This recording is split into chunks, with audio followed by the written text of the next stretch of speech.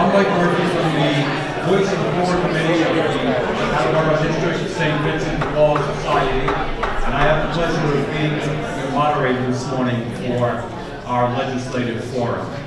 Just a few housekeeping notes before we get started. There is one exit to the room, actually two, one over there, and there's a right back exit in case anyone has to leave. For restrooms, they are downstairs on the left-hand side. I'd now like to invite the president of Wheaton College, Dennis Hanover.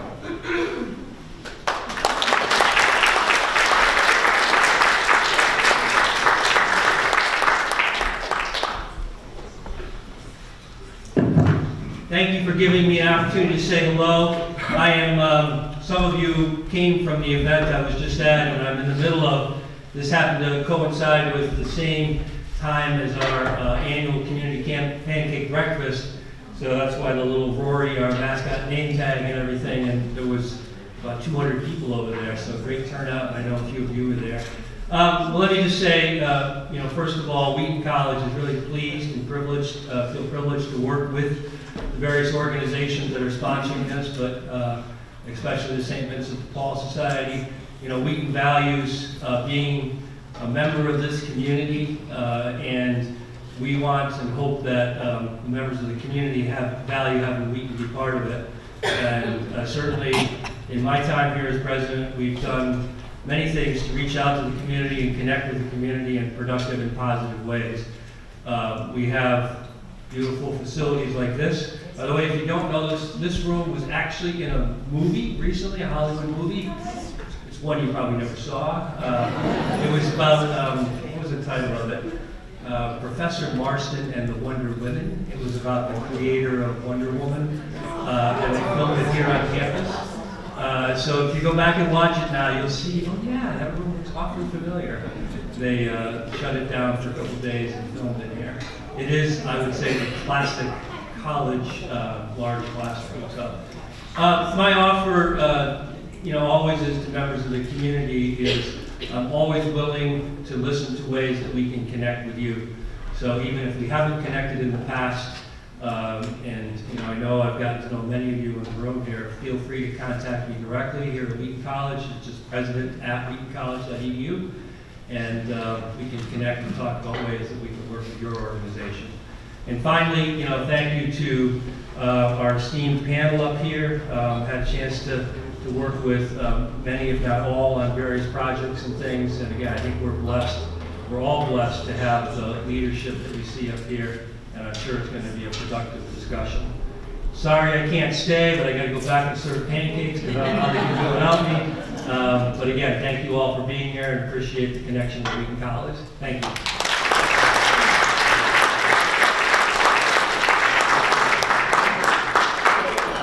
One more housekeeping note. On the agenda, we mistakenly left one name of our legislators off. So if you have a pen with you, Representative Stephen Howitt, the name should be added to your agenda. And we'll go through some more formal introductions a little bit later. I'd now like to introduce Diana Reeves. Diana is the chairperson of our Voice of the Poor Committee.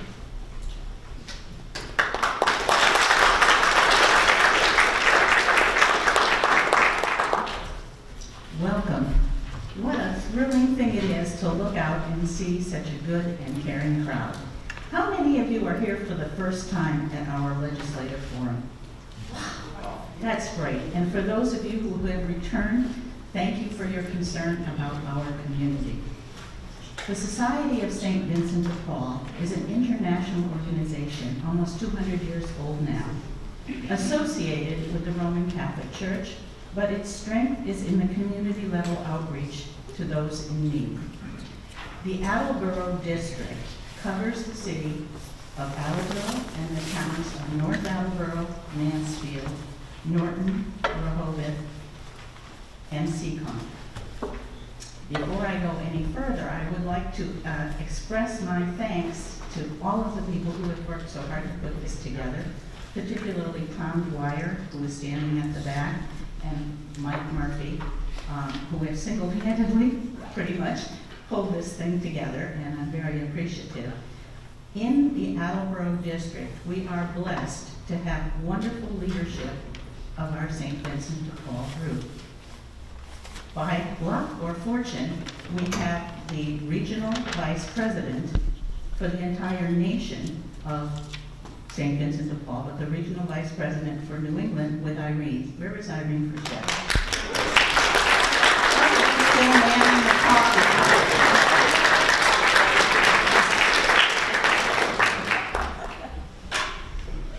The person who takes care of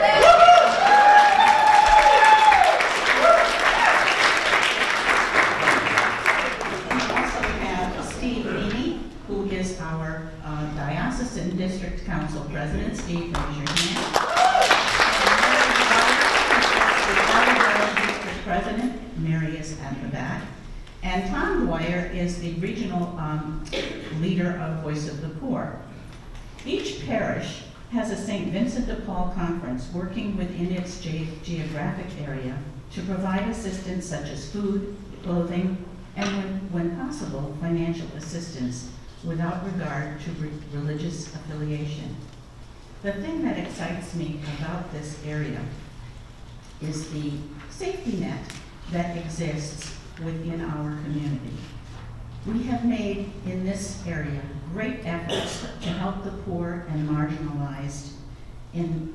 So many of you are familiar to me from the Self-Sufficiency Coalition, another wonderful agency put together by Irene. There are people here representing all of the variety of issues that we deal with. Shelter, food sufficiency, domestic abuse, opioid and other drug-related problems, literacy, the need for literacy, living skills, the needs for employment, prisoner reentry, and veterans' concerns. Together in this community, we reach out to those in need. The Voice of the Poor is the advocacy arm of St. Vincent de Paul. And when I first became affiliated with it, I was a little bit taken aback. The Voice of the Poor. It sounded a little bit like we were the saviors to people in need.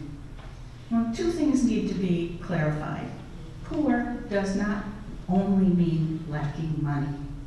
Poor more often means lacking in resources, education, perhaps physical disabilities, lacking in financial funds, lacking in emotional or mental support. So I want to be thoughtful about the use of the word poor. It also is important for me that you understand that the voice of the poor is not just the Voice of the Poor Committee or the people in St. Vincent de Paul. Our goal is to enable people who are poor, who are lacking in resources, to develop self-efficacy, to speak for themselves. That's the whole goal. You probably saw some of the programs out on the table that are designed to enable people to become efficacious, to be able to advocate for themselves. We hold this forum each year. This is our 5th one. We like to have snow every time. We hold this forum so that we can speak to our elected representatives and let them know what our concerns are, and importantly, they can let us know what their initiatives are, because with our support, we can bring about systemic change. One person alone cannot, but people working together can begin to change the system, and it will make an enormous difference in the lives of those in this community. I'm so happy to see you here, and it's my pleasure now to put it back to Tom Dwyer.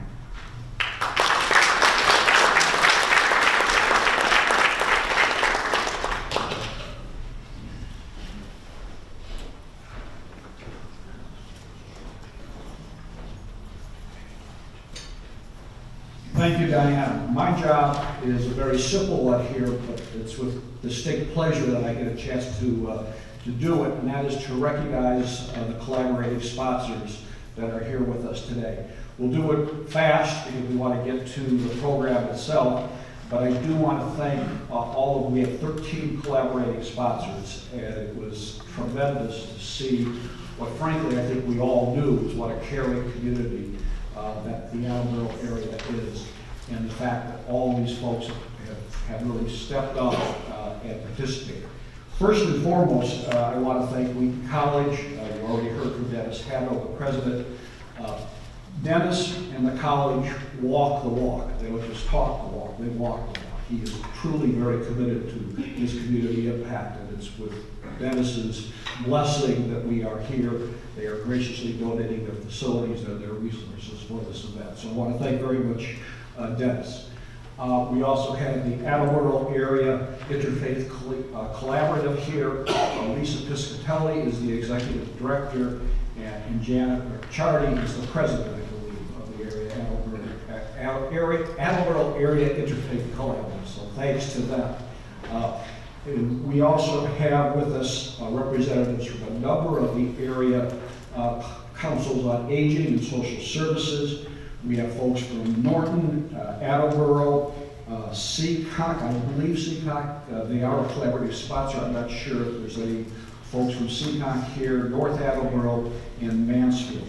According to my list, which may not be accurate, we have from Norton, Beth Rossi here, representing Norton. We also have from Attleboro, Madeline McNeely. I know she has from Mansfield, we have Josephine Van Razzo and Sharita Gregory. Anyone here from Seacock or not? I'm here. Oh, do you qualify as a senior, or should I not ask? Have you heard the new term for seniors? You know, I guess seniors don't like I'm a senior. I guess we don't like to be known as seniors anymore. You know, so like in Boston, they've changed the name from their Council on Aging to Boston Age Strong. But I'm also told that many seniors now like to be known as perennials.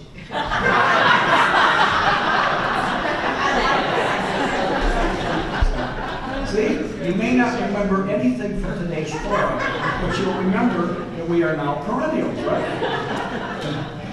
From North Attleboro, we have, I believe, Pam Hunt, who's the executive director, as well. From ARC, I know we have Michael Andre here, CEO from ARC of Bristol County. The Attleboro Housing Authority, we have Paul Dumichel here. The Literacy Center, with whom I have the distinct pleasure to work, sends there with Brett, Amanda Blout, who is the executive director, would very much like to be here, but she's unavailable to come to this morning, excuse me. Pave Your Path, a new organization in the area, working on mentoring and training, has Wendy Foster, and I think Gail Mack, I believe, with us.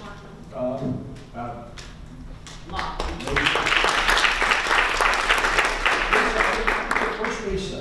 Where's Lisa from area? Lisa, there's Lisa. We didn't get a chance to really acknowledge you, so let's give a hand. And from Community VNA, I think we have a couple of folks from Community VNA, but I didn't catch you if they checked over here. Okay, so Ray? Yes. Okay, the CEO and Jeff LaValle. Jeff LaValle. Okay, I'm sorry, I didn't catch you. Okay, I apologize for that. So I think that covers all of our collaborating sponsors. Again, thank you all very much for being here.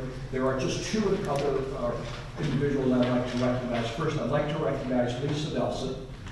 Lisa is, for those of you who don't know, apparently everybody already does know, but Lisa is with Congressman Kennedy's office, and Lisa and Congressman Kennedy have always been a strong supporter. And Lisa, we appreciate you being here very much. And then we also have an individual with us. Her name, oh, excuse me, I forgot the Attleboro Y. I apologize on that. And we have, from the Attleboro Y, we have Cynthia Sierra. Oh, no, excuse me, no, it's not from the Attleboro Y. From the Attleboro Y, we have Cindy. Cindy, where are you? Okay. Cindy is the Associate Director. And we also have Megan Hamilton. And I apologize. The Attleboro Y is a tremendous support. So thank you. I apologize for overlooking you with my notes. The other individual I wanted to recognize is Cynthia Sierra. She is the CEO of Mabbott Community Health Center, which is looking to come into the area.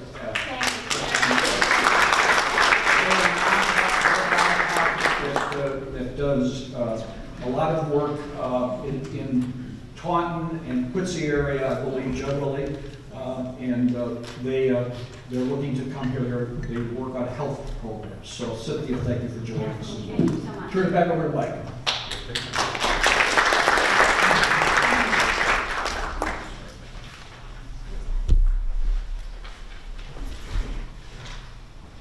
Let me give you a little bit on the format this morning. It's quite simple.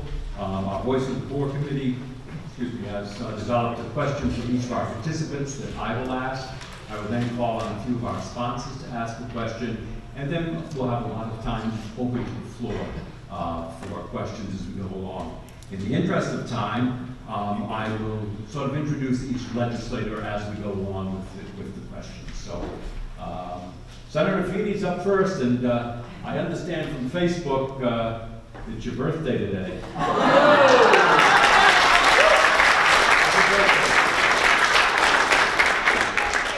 You can no longer get away with anything. Senator Paul Feeney is the senior senator from our area, even though holding the position for just a couple of years, and represents the largest portion of this area: Foxborough, Mansfield, Norton, Seacon, Rehoboth, and most of Attleboro. Senator, as you know, housing is a big issue for low-income people. The high cost of real estate and the demand for housing continually is driving rents up. Last year at this forum, the lack of low-income housing and the resistance of communities to provide it was a major issue. What's the outlook for the governor's Housing Choice Initiative to make it easier for changing zoning to increase the housing supply, and what other measures might we expect to help in this area? Great question, and thank you for the birthday shout out as well. I've had a rough couple of days, a little bit of a cold, and my wife reminded me when I was leaving this morning. She said, "Well, this is what happens when you get old. You don't have the energy like you used to, apparently." But I appreciate the question. I appreciate the forum. Thank you to Voice of the Poor, St. Vincent de Paul, for all the work you do, and for all the organizations represented in this room. I do apologize, I have to leave a little bit early, not for a birthday cake, because I have another commitment that we've had on the schedule for a while. But on housing, this is, and of course, every issue that we're going to talk about today, whether it's education, criminal justice reform, wage inequality, these are all the issues of our time, right? And I think a lot of that, it's not always in a silo.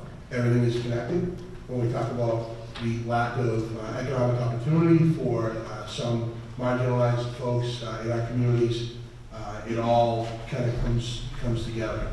Housing, for me, being a major priority this year, and I know for the rest of my colleagues as well. The governor filed a bill this year that I think is a good start. I don't think it goes far enough. He has recognized, and the administration has been great about making this a priority to increase our housing stock. But I think we need to be bold. When it comes to housing, we look only at our own communities.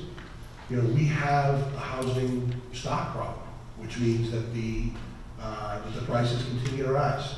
I think of my own little brother who graduated college and wanted to buy a home and get married. And I think of that whole generation, not the perennials, but the millennial generation, who are continuing to defer buying a home, starting a family, they're settled with student debt.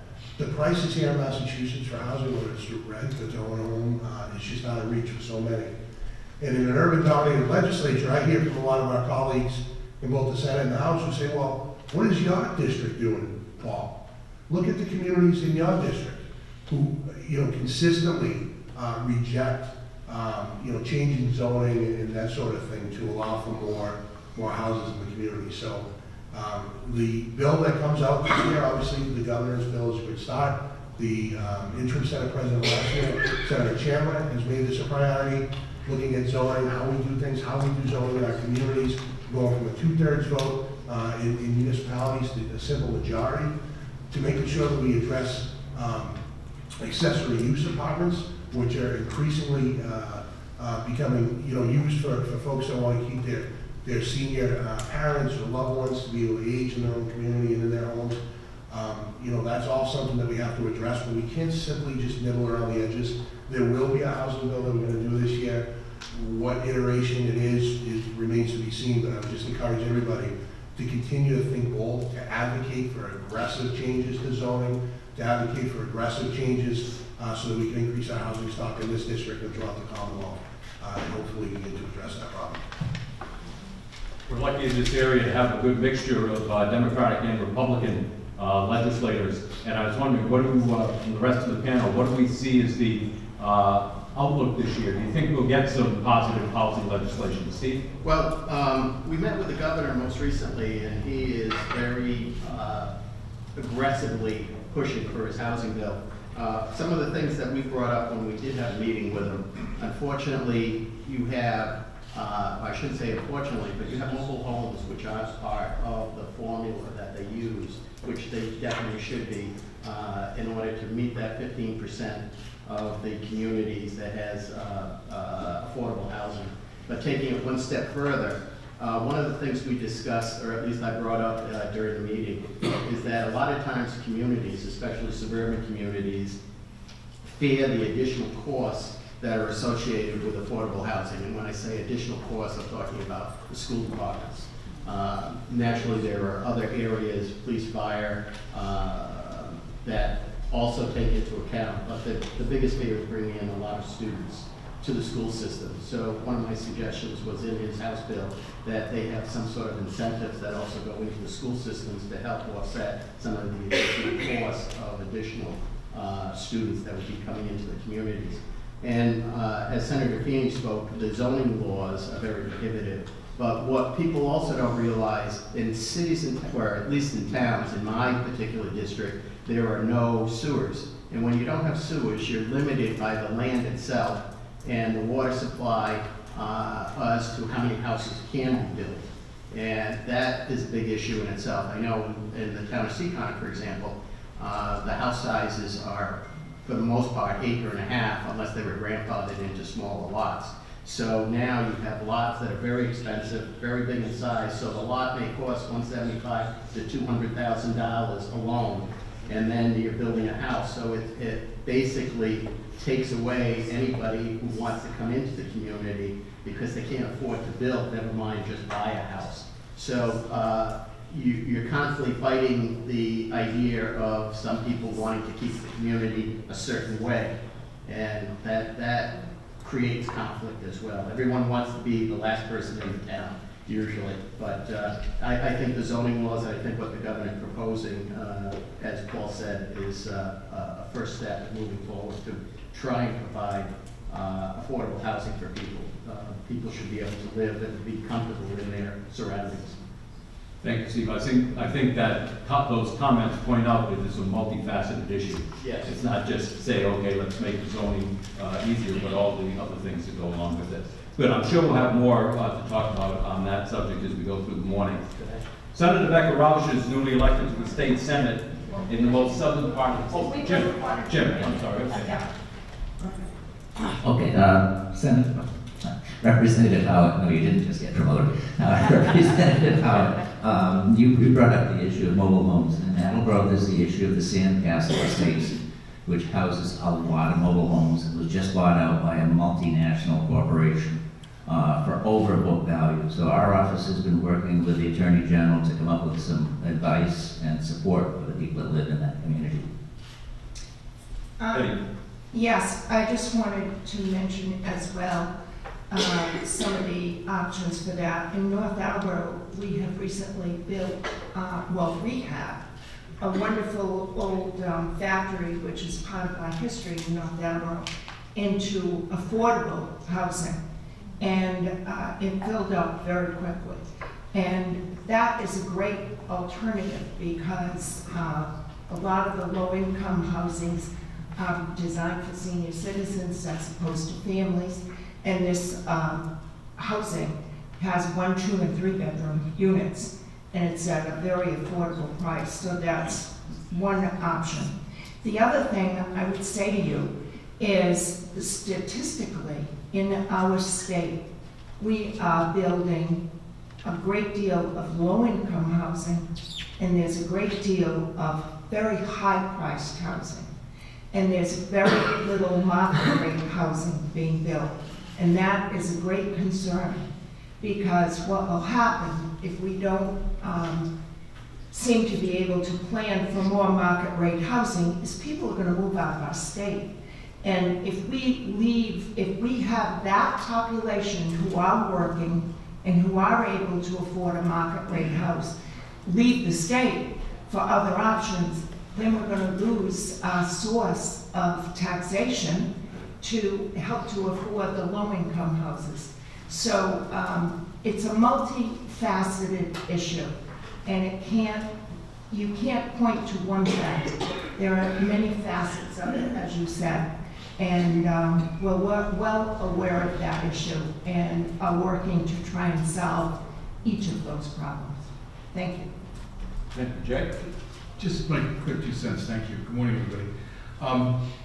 As I represent Mansfield, Norton, and Foxborough, and I think of the housing boom that has gone on in those communities. The chocolate factory in Mansfield will have 108 units, 25 are supposed to be affordable, right? We've got, we're working on 90 units for senior housing in Foxborough that is much needed on Route 140 and Walnut Street. Big open space, the state literally gifted us the land.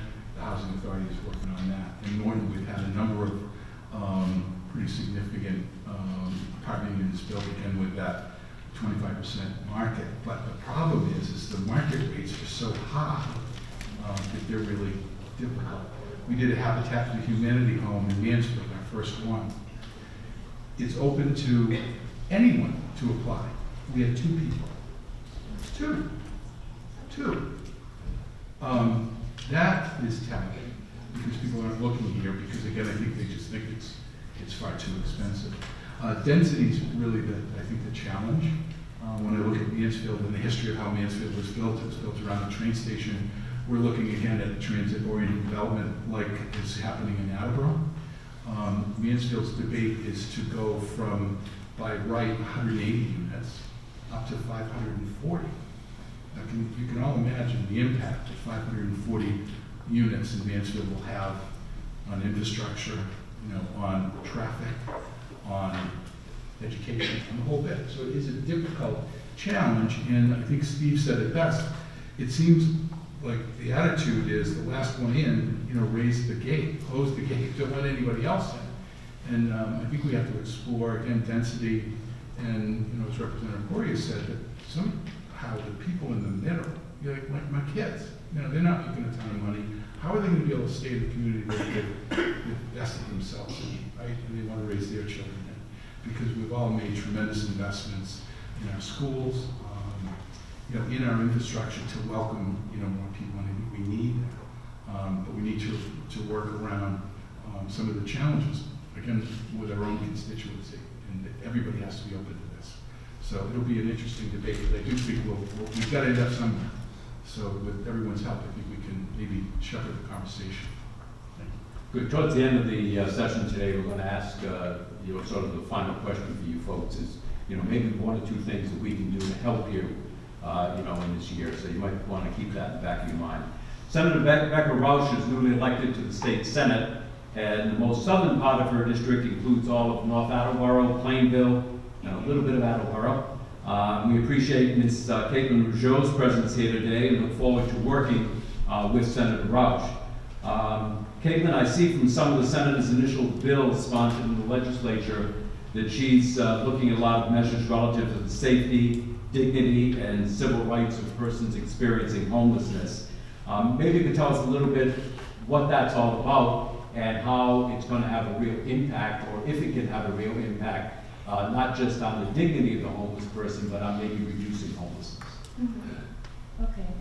So Senator Roush, she has taken an interest in LGBTQ youth homelessness, and especially,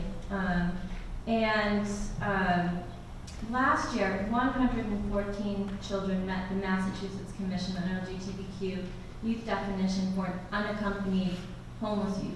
And of course, LGBTQ youth are disproportionately represented among this number. And as far as our district, which is the Bristol, Norfolk, and Middlesex district, there are almost no resources for them. And across the Commonwealth, of course, our resources are very much overstretched. So that's some background information on that. As far as the active living, which she filed, the House sponsor was Representative Miranda. This is an act relative to the safety, dignity, and civil rights of persons experiencing homelessness, and covers, enumerates a number of some of the rights outlined in her other bill that she filed, which was the Bill of Rights. And we talk a lot about protecting. Of course, the solution to homelessness is to house people. But in this bill, we talk a lot about protecting people when they're on the streets, which is also very important. So that's what this bill is all about. We talk about basic rights. So when people are on the streets, they should be able to use public space, move freely in this public space. They should be able to eat. They should be able to pray. They should be able to occupy a legally parked vehicle, rest. So these are very basic things, and that should absolutely not be criminalized, because that's just compounding the problem. And so when we can actually reach out and protect these people and not punish them, I think that's a big step forward. In the meantime, what we're trying to figure out how to actually house them, which is the ultimate solution. So. Thank you very much. Actually, my next question was on housing to Jim Hawkins. So Jim, I know that you're the only person on the panel today who represents just one community, and that's Attleboro. Guess we. But I don't think it makes your job any easier, I'm sure. You've had a busy year. If I'm not mistaken, you're coming up on just about the first anniversary of your election. And it seems that the problem of homelessness has risen to the top of your agenda. So, simple question, are we making any headway? If so, where? And what can we do to help push initiatives forward? I'll thank everybody in the room. I look around the room and there's so many advocacy groups working hard on this problem, so it does make this much easier. I'm not gonna complain about the burden.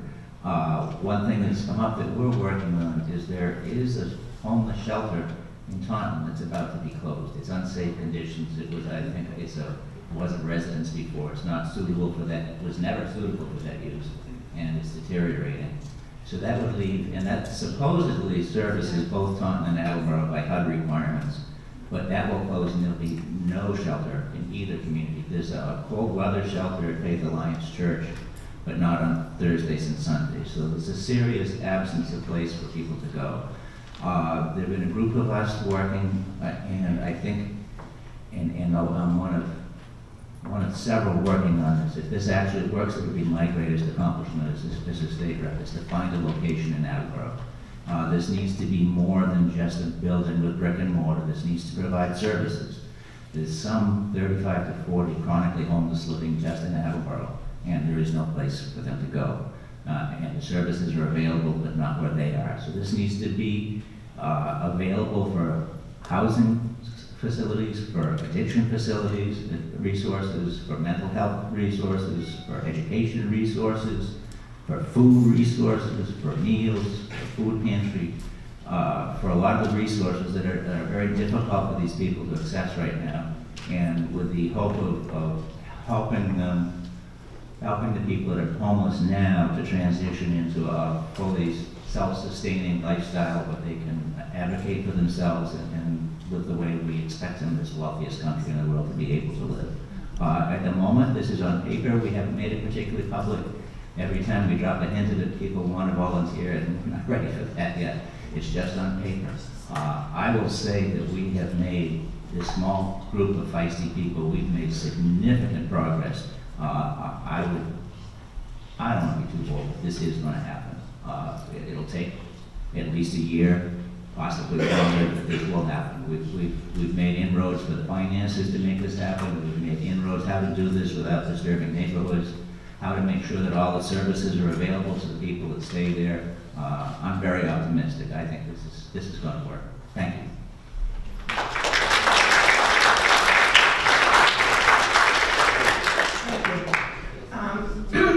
I appreciate what Jim is doing as a new legislator to dive right into this problem, so I congratulate him for that.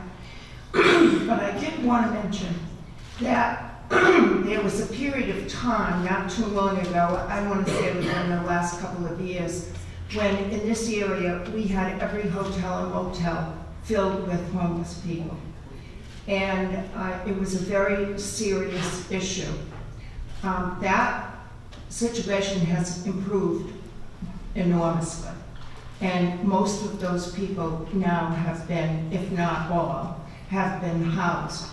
And the situation, just to give accolades to what happens in this neck of the woods, I became very aware of it in the summertime. And there were many families housed in these motels with children of all ages, some of them 4 and 5 and 6 people in one room. And I was very concerned, particularly about the children, because the motel owners did not allow them to go out in the yard and play. They had nowhere to go and nothing to do. Attleboro was the center for most of these families where they were living. So I approached the Attleboro YMCA, and I know you have a couple people here from the Y, and had a very serious discussion about it with Robin, who is the CEO of the Y. And the YMCA latched onto it with a lot of their people. I think someone else here who deals with social service issues in the city was helping at the Y at the time. And they arranged to go to those motels and pick up those children and take them to the camp for the entire summer and feed them. And we found resources to buy them bathing suits and towels and so forth and bring them back home at the end of the day. Just to point out the fact that when something happens in our neck of the woods, and any one of us sitting on this panel finds out about it, we do make every effort to do what we can in the immediate. It doesn't take care of the long-range problem, but eventually that worked out also. I will also mention, and I don't know if many of you know this, but if you're a homeless family in Massachusetts and you've been relocated, parents have the option to send their child back to their home school so that at least that part of their life will remain stable. It's called the McKinney-Vento program. And if any of you go to our local schools at the end of the day, you will see many vehicles lined up to take these children who are in that school and live somewhere else back to their home, wherever it is. And it comes at great cost to every local community and school system, but it's very important to that child. So there are many aspects to a homeless family that we don't think of right off the bat. I also remember a situation where we had a woman who was severely ill, and she was in the motel in Attleboro. And she had nowhere to live, and no resources, and no one to take care of her. And we were able to get her resources, and the gentleman who was here from Attleboro Housing, he wasn't there at the time, but Attleboro Housing jumped in and provided her with a place to live. So once these situations become apparent, and I know many of you do this kind of work as well, we don't, as a community, we don't turn our back on these situations. So I know Jim's going to do a great job with that project, and you can be assured that we're all going to jump in and help. I'll offer that I didn't mention my colleagues. I think as a new legislator, the thing that particularly impressed me the most, I think the entire building is behind looking out for our most vulnerable citizens. It was, shouldn't have been surprised by that, but it was a welcome introduction to the state house. Thank you, Jim. Representative Jay Barrows has represented Foxborough and portions of Norton and Mansfield since 2007.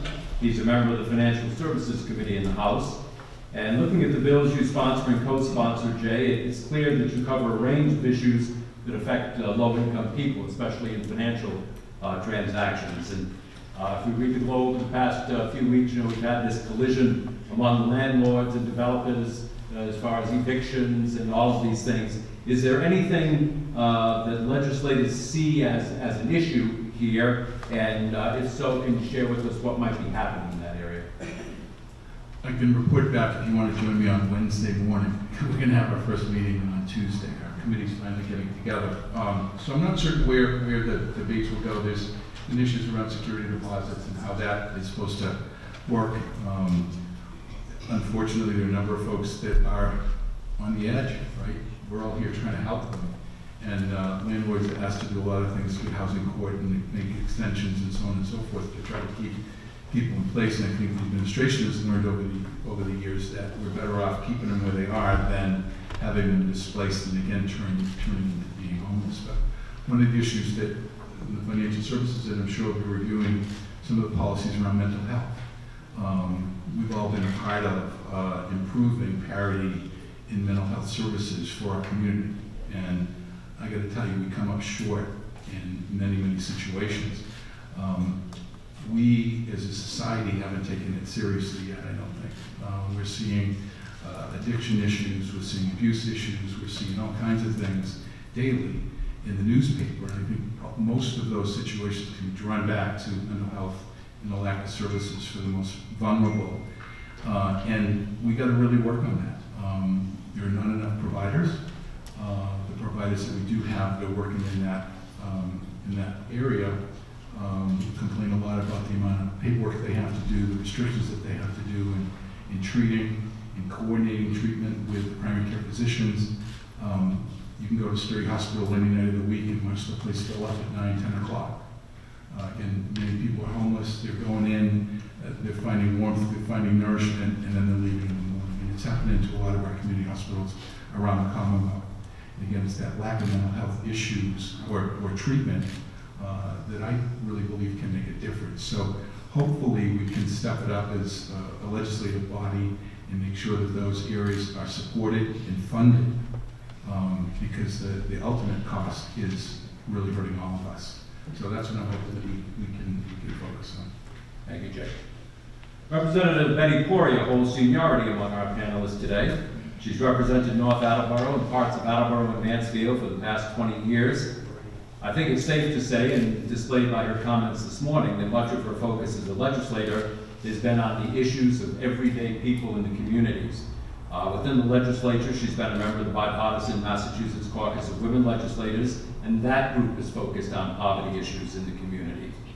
Representative Poria, there's a proposal to expand the earned income tax credit from 1/3 to 50% of the federal income tax credit.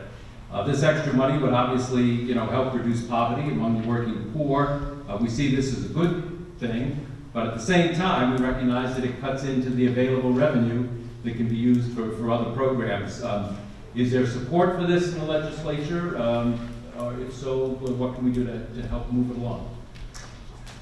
Well, first of all, thank you for saying that I'm the senior of the group. Senior legislator. I think that makes me a perennial, which is good. It's too soon to tell. We've just begun this session. so all of our bills that we have filed, each of us, are filtering into the appropriate committees, and hearings are just beginning to happen on Beacon Hill. And it's a very long process. We do the budget just before the end of the session. We have the month of August. They give us supposedly off, but I tell you, we're never really off. But we do the budget in April, and we debate it, and then it goes to the Senate, and they debate it, and then it goes to a conference committee that tries to take both of those budgets and put them together. And then, of course, the governor has a period of time to look it over, decide what he's going to put forward or what he's going to veto. And so it's a very long process, and it's hard to tell. But it's true that giving a break to some people on the taxes that they pay affects the bottom line, and is less that we have to support other causes. So it's always a balancing act. And we're always trying to put out fires where they need to be put out, try to support hardworking people and give them the advantages they need. We have huge issues now with education. There's so many different parts that go into educating a student today. But it's changed a lot from when we were all in school. We have many students in our schools that speak English as a second language, which is an obstacle. There is a requirement by the state that you are to have a teacher of second language for every so many students, and it's very difficult to meet that requirement, and it's very expensive for the school department. We have tons of special needs children. As you heard, there's a lot of mental illness, there's a lot of physical illness. I have visited many of those classrooms. I am shocked every time I go in to see what these teachers are dealing with. Children with severe issues. Our school nurses are challenged. There are so many children with diabetic issues that come to school without having eaten breakfast. Many of our teachers spend money out of their own pocket to supply their office with food to prevent a diabetic episode. So everything we face is very complicated. And all of these issues, housing, education, healthcare, they all require a lot of funding. And in order to help lower middle class families to get a better tax break so they can do more for themselves affects the bottom line for our Commonwealth. So it's a battle I'll just continue to fight and hope I win. Very difficult. Could I just follow up? And always good to be joined by the dean of our delegation. Not the most senior. You know, this question, I think Leader Poirier laid it out perfectly. The question is well balanced. And, you know, many of us support increasing the earned income tax credit. There'll be a robust debate about that in the House and the Senate over the next year and a half. But it comes down to, look, we're really good at spending money. Representative Barrows and Poirier and I and others, and Representative Howard had a meeting yesterday with municipalities and an organization that represents local officials. We said, look, we know where we have to spend money, right? As Representative just pointed out, education, we have an enormous amount of work to do to make sure that we're making up that gap in funding, especially for low-income communities when it comes to educating our students, housing, senior issues, all sorts of issues that we know we need to address. So what do we do about revenue? And for many of us, I think everybody on this dais, for many of us, we look at creating that balance so that we're not putting a burden on working class families and on low income families, which for far too long, that was the model, right? And I think it just kind of, that's the way it grows. It gets out of hand. And Representative Parros has been joking the last few weeks as we've been talking about these things. It seems like the world runs on booze and gambling, and these are the things that we're looking at now to raise income, to raise revenue in Massachusetts, right? We have marijuana facilities open up throughout the state, which will bring in increased revenue, along with some other issues that we need to deal with. We have sports gaming, which is being spoken about now to increase the revenue that we bring in from the casinos, which we just did a few years ago. So it's making sure we know where we need to spend it. We know the projects that need to be funded. But how do you balance it so that we have a more progressive tax so that we're actually getting the money from the people that can afford it and not putting the burden on working class families? And, there's a few ways that that's being addressed, obviously. I had a gentleman come to my office a few weeks ago and sit down and talk to me about a progressive property tax proposal that I thought was very innovative in the way it was laid out. And we're going to continue to look at that, basically setting up property tax margins in our communities so that, if you own a modest home, you would be taxed at a certain rate versus if you buy or live in, one of the kind of McMansions that we see on the edges of our community that are worth a lot more. So, doing things like that. There are proposals, again, for an increase in the gas tax, which, Massachusetts is actually pretty reasonable when it comes to gas tax. But I know a lot of us up here are trying to figure out, okay, well, who's most affected by this? Is it the person who's using their car because they don't have public transportation in their community to get to work, to get to their doctor's appointments, to take their parents to appointments or to shopping? Are they going to be adversely affected by this more than others? Looking at the increase in gambling and lottery, and who's being most affected by that? A lot of times we see it's low-income folks that are playing the lottery, that are playing Keno, that are at the corner store, and are they going to be subsidizing? These worthy programs as opposed to other people? The Fair Share Amendment, which we saw was proposed a couple of years ago and then was taken off the ballot by the courts, that's coming back up again for debate, right? Whether or not we should be taxing folks that make over $1 million in the Commonwealth of Massachusetts more than we tax working class people. So that's the type of debate that we're going to be having over the next couple of years, but it really is a balance, trying to figure out where this revenue comes from and doing everything we can so that it doesn't affect working class and low-income people more than others. Representative Steve Howard's constituents are all of the residents of his hometown of Seekonk, as well as Rehoboth and parts of Norton and Swansea. Last year at our forum, transportation, or the lack of it, for people who do not drive is a major issue, especially in areas such as Norton, Rehoboth, and even Seekonk. GATRA schedules affect the ability of people to get to work outside of the 9 to 5 workday. Underserved areas make it difficult for people to access needed medical care. Steve, are there any initiatives in the transportation area to expand funding and service that we can get behind in this coming year? Well, again, we haven't had a hearing yet, and the bills have just been assigned. But one area which is a little outside my area, but just as important, South Coast Rail. South Coast Rail has been on the market has been an issue for probably 30 years or better. And for those not familiar with South Coast Rail, thank you, Senator. Thank you. Happy birthday.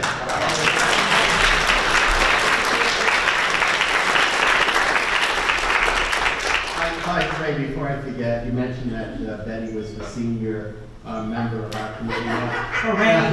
Perennial. But when she was talking about how schools have changed, in her day they only had one-room schoolhouse.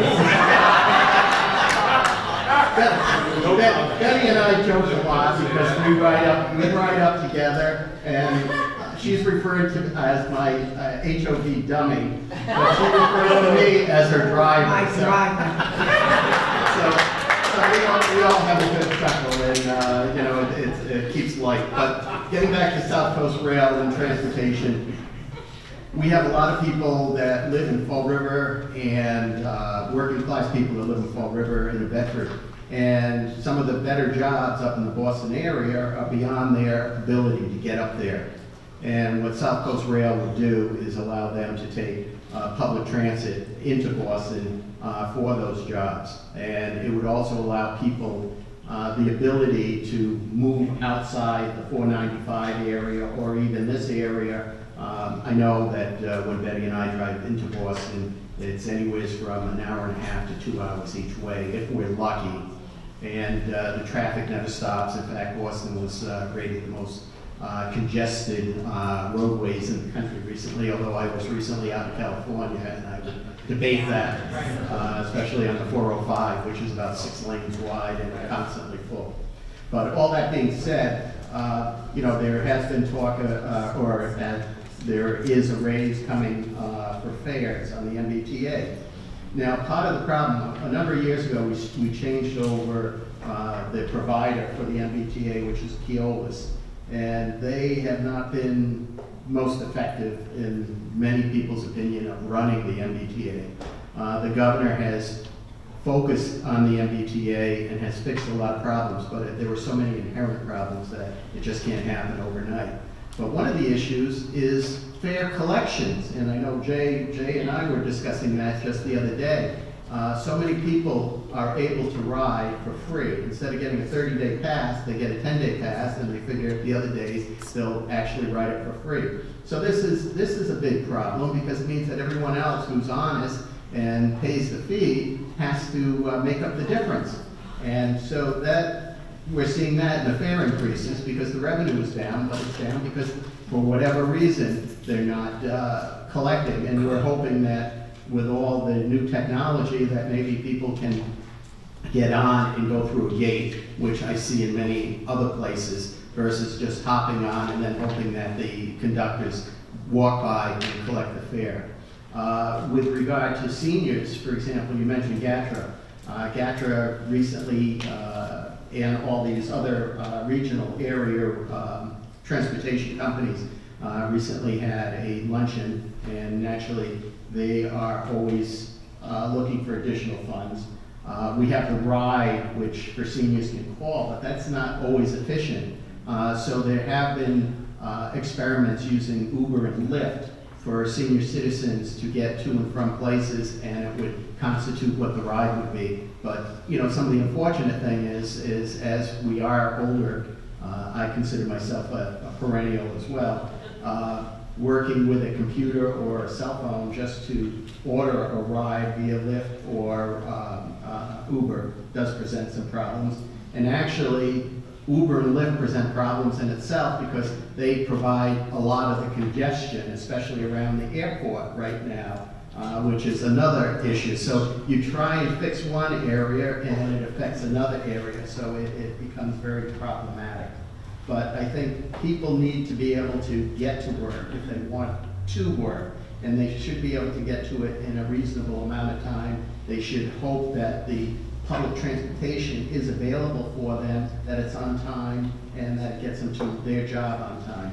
And it's unfortunate that we have had issues, but again, the administration is working very hard on the public transportation area. In fact, just one step further, another area was the registry, and the governor has made great strides with the registry where people aren't spending a whole day there, they're getting in and out in under a half hour for the most part. Thanks. Any other comments? I have to pop up again. I'm sorry. But a couple of topics that my driver brought up that I have to tell you, I had to go in a couple of days this week without the driver.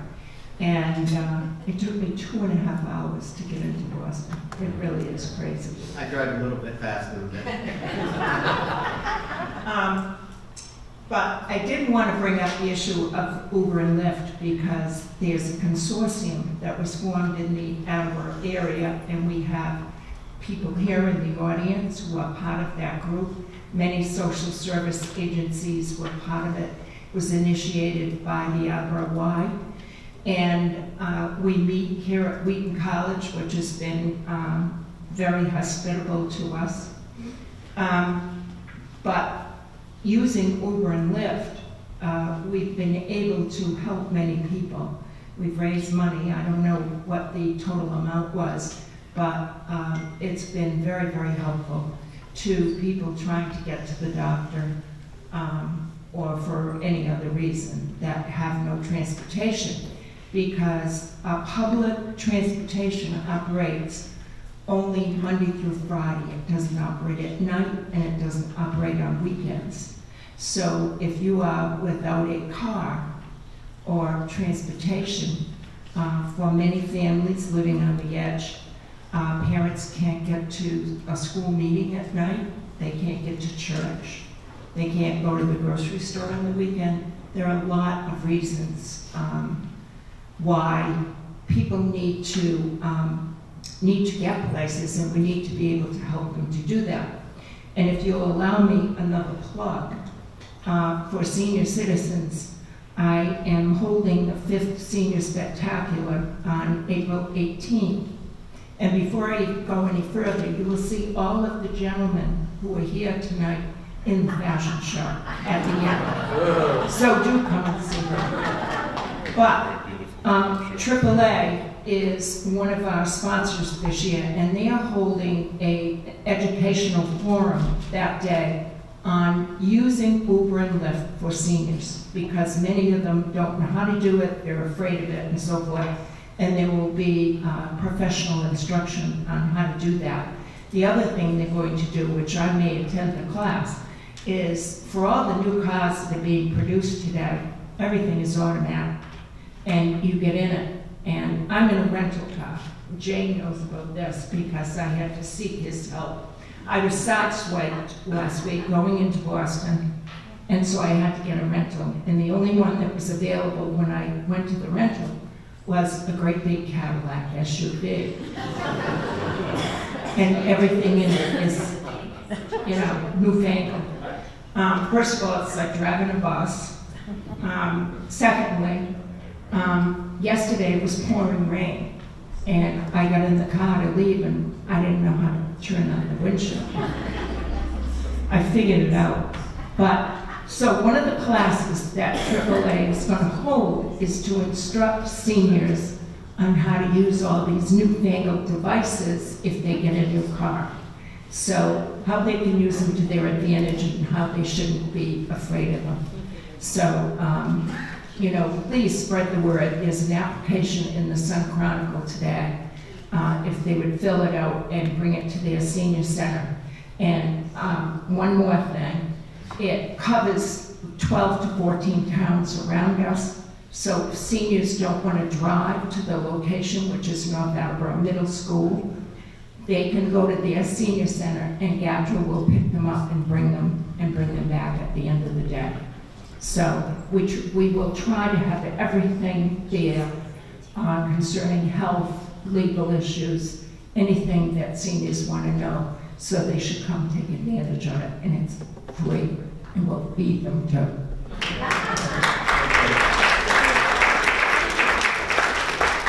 Voice of the Poor Committee, one of the initiatives that they've undertaken for the past couple of years has been in the area of prison reentry, working very closely with the Bristol County House of Correction in helping people who are being discharged from the House of Correction not to become part of a chronic homeless or chronic poor community.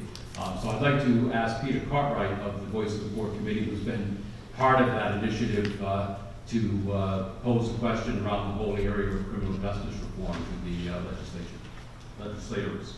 Thank you, Michael. My name is Peter Cartwright. I, along with my wife Diana Reeves and several others in this room, have been fortunate enough to work to develop the Attleboro area reentry program, which is a work in progress. We work every day with men and women inside the Dartmouth House of Correction and Norfolk County jails and some of the state facilities. Mass incarceration impacts millions of families in the U.S. and here in Massachusetts, and has far-ranging implications with people in poverty. It affects family incomes, it affects the economy of the state, and it's very expensive to put people in jail. Much better to get them out, back into the community in a productive fashion. The Commonwealth has made strides with criminal justice reform. but there are a lot more legislative changes that are needed. And we support working with the legislature, look forward to doing more of this in the future to help see some of those reforms come to be. Senate 937, which I think some of you have already signed on to, is one of the changes that's on the docket right now. It would relieve judges and courts from necessarily re-incarcerating many of the men and women who are addicted and who fail to pass a drug test, which they're going to do when they get out of jail. They're going to slip and fall. We all know somebody who's done it. Rather than send them back, it would give them other options for dealing with their addiction.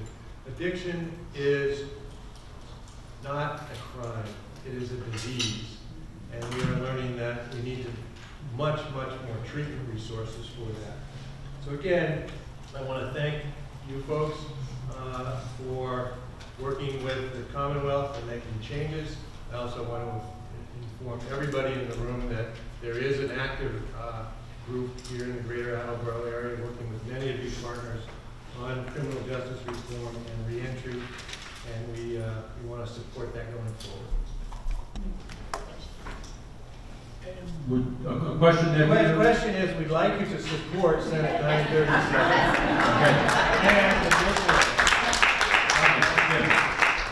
I'll offer that Senator Feeney and I went to your Getting Ahead When Getting Out program at the Bristol County House of Corrections, and we were both very impressed by your work. There's a significant need for that.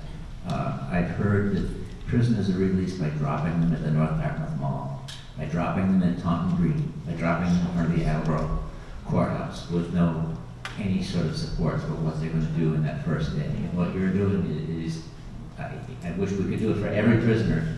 You're taking as many as you can on your own time, and doing this. And I'm very respectful for your efforts.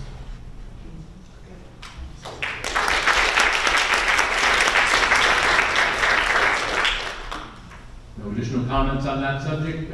Is Wendy Foster here from Pave Your Way, Pave Your Path? Pave Your Path. Good. Wendy, do you have a question? Actually, Caitlin answered my question. Okay, fine. So, that's the end of the prepared questions in the program.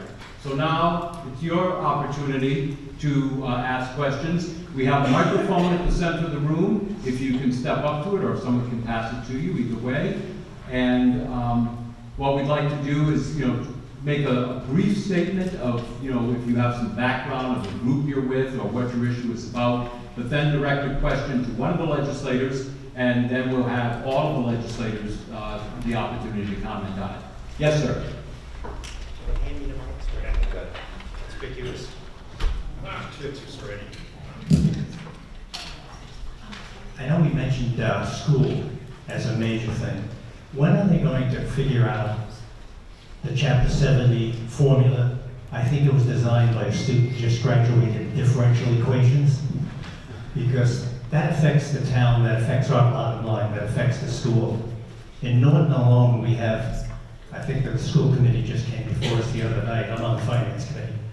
And they said they had to have 4 different teachers because we had 4 students that had 4 different languages. And one of the languages we couldn't even find an interpreter for. So we had to wait for that. And of course, 33% of our budget is special needs, mandated by the state, by you people. But, you mandate things, but you don't fund them. Do this, do that. The other thing is affordable housing. 40B, we've tried to get up to 15% or 10%, whatever it's supposed to be. And I know Representative Howard mentioned trailer parks. We have quite a few of them, but they don't count. But even at the affordable housing, that project that we built on East Main Street in Norton with all those apartments, $1,200, I think, would be the affordable price per month for one of those apartments. And that's like $14,000 a year. If you make it 40K, you're already you're at the bottom. But my main concern is when are we going to do something about the formula for education? Because that's killing all the towns, if not only, it's killing Norton a lot. I'll speak to that first, because I spent a day yesterday in a very chaotic hearing about that formula. And spoke on behalf of Attleboro. I was a teacher in Attleboro we've been suffering cuts probably a year after 9/11, 2002, 2003. The public sector economy fell shortly after the private sector economy fell. And there have been cuts every year. If they allow a 1% increase, but expenses go up by 4%, that's a cut. And it's happened every year. In the first couple years, they would give up secretarial and support staff, and that shows things aren't quite as organized. And then after that, they cut administration. They stopped buying books. They stopped buying supplies. I retired from Attleboro High School 5 years ago, and since then the cuts have continued to come, and they've had to lay off teachers with class sizes now in the middle 30s, which becomes crowd control. That's not establishing a relationship with the students. Never mind the support services, the adjustment counselors, the nurses, all the other support staff. Those are just cut to the bone. It's not sustainable at this point. And the issue for Attleboro as they come in is a spectrum where Chapter 70 is supposed to equalize the educational opportunities between the poorest communities and the wealthiest communities. And the way it was designed, which was in 92 and 93, was before technology, before MCAS, before healthcare costs went up, before the English language learner situations became so complicated, before low-income students we've become a commonwealth of haves and have-nots, before that became such a problem. And to readjust it is a very difficult problem, because it needs to service the least well-to-do communities. And I would say that it was a packed house. I left at the end of the day, and the Gardner Auditorium was still full of people testifying as to the need. We will do something this year, and I'm hoping it's going to benefit Norton and Attleboro, where I represent, in the way that it should. Attleboro kind of falls in the middle because it's not the poorest community and it's not the largest gateway city, but we're well on board with you on that. I think we have a new Commissioner, Isaac, who, along with the governor and his administration, is really trying to work on this formula, and they are addressing it over 7 years. So it just doesn't come in one particular year. With the existing formula, there's probably maybe 1 or 2 people in a bunker someplace in Massachusetts that actually understands how it works. But that being said, it is being addressed, and as my colleague, Representative Hawkins said, the way the formula is set up, it also deals with wealth of the communities, and that determines how much state money comes in. So even under the new formula that they are hoping to put into place, communities such as Norton, communities such as North Attleboro, some of my communities, they won't see a big increase because of the wealth factor that's part of that issue. It will be mostly city-centric, which is unfortunate, but it's where the most needy in terms of wealth and education will be necessitated for that money to go. I know we also discussed special ed. One of the issues with special ed is that it can cost for one student sent out of the district, if they were severely disabled, up to $250,000 a year. Where is the town or the city going to come up with money that they didn't expect for 1 or 2 or 3? I mean, $250,000, that takes care of how many classrooms of regular students.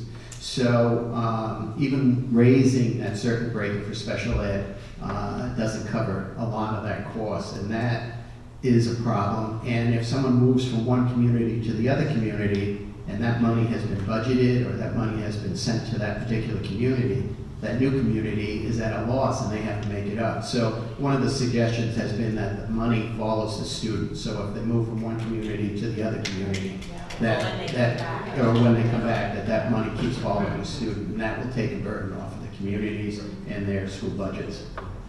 I think, if I, real quick comment, it's great to have Jim as an educator, so we get that perspective. And then it's also, it's interesting because it is suburban and urban. So Norton, be careful what you wish for, right? You've dropped enrollment significantly, your classroom sizes are very small. It's a school choice community that is the envy of a lot of surrounding communities and has benefited from that, you know, financially. What's the challenge is in some of the suburban areas is there has been a drop in enrollment, and then the Chapter 70 formula now, there is a hold harmless. So when we look at some of the suburban schools that have seen the drop in enrollment, everything's held. The budget goes up 2, 3, 6.8% in Norton this year, every year. One needs to question the cost of stuff. Attleboro High School, $260 million, 1,800 students, more, less enrollment in high school. So go home this afternoon and get an envelope or a napkin and do the math. 260 million divided by how many kids over 30 years, no interest. What's it cost per seat? It's crazy. So whether that's happening in Attleboro, whether that's happening in Newton North, I think set the record. Belmont's doing an addition that's $550, $560 a square foot. Mansfield's building a $35 million fire, police, DPW. Norton had a beautiful brochure today, $25 million town hall, community center. The amount of money that we're spending on some of these projects is taking, again, revenue from other places. Massachusetts, I think the number is $695,000 per mile for our highway system. It's one of the highest in the nation. So when do we start questioning, those sorts of expenditures? And it's kind of like we all go along to get along, and it continues to go up. And it's really difficult to break down the silos in what we're doing. When we talk about transportation, Uber and Lyft are causing far more pain to the subway system in Boston, to the rail system, to local traffic concerns. In Boston, I think they've estimated 47% of the congestion is from Uber and Lyft. People getting off in the middle of the streets. There's it's chaos. And when we did the bill to regulate them, to make sure that they could pass the background check, driver and fingerprint and all the other background stuff, to make sure whoever you're getting in with is safe and responsible, we put a fee on some of the ticket prices, or the fares, right? That is causing far more pain than what we're gaining. And I met with the Ways and Means Chair last week to talk about what do we do to change that system. I look at GATRA. GATRA runs a bus from here, from Wheaton, every day, a number of times a day, to the train station in Mansfield. There's not very many people on it, if any. How are we promoting that? Why can't GATRA, and we've talked about this, and I know we're piloting in some part of the state, an Uber-like application. We have 18 passenger buses with nobody in them. Would we be better off with a small minivan with a GATRA employee with an Uber-like app that says, let's go? Hold your applause till the end. But these are some areas that we have to really have some serious conversation about. We all are looking for revenue. And Senator Feeney had mentioned, I've been joking the last few weeks, and finally figured it out. Booze, marijuana, lottery tickets, and whatever else we're going for. And who are the most vulnerable to those vices? So we all know the answer to that. And it troubled me yesterday, and no disrespect to the folks that were in the room, but are looking for additional revenue from those sources. It's like, man, we ought to be talking about commercial development. How do we attract employers with really smart kids that we want to stay here and work in the private sector and make those contributions? They support our little leagues, they support all this stuff, our youth, our schools. That's what we need. We got to look at trying to make that a little bit easier. So, anyway, my thoughts. Thank you, Jay. Any other comments? Very good. Mike, we have a person here that's person that's actually in one of the Safest to Paul Society programs. And we have a Getting Ahead program that Peter mentioned that we do in the prison. We also have a Getting Ahead program for folks that are not in the prison. And Joyce has been participating in one of those right now. Joyce? Excuse me.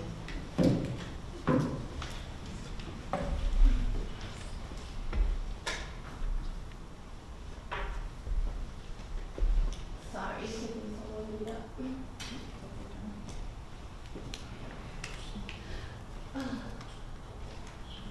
Thank you. Okay, I've heard all of you say that you want people to be safe in their communities, to have fair housing, but I don't hear about a black agenda, meaning how black men are being killed by policemen and how black children are being basically beat up by their teachers and they don't feel safe in school, and how they're taking away food stamps and welfare for people that really need it. I know that there are people, I know that there are black people that are, using it, for their own thing, but there are real people that really need it. Now, are any one of you willing to deal with those issues for black people? Can I mention one aspect of what you said? And I appreciate where you're coming from. I think here where we all live, we don't see as much of that as they do in the cities. It's a huge issue in major cities. But one part I want to talk about, there is a program here in Norton called Head Start. And I visited it several times, and it services the entire area.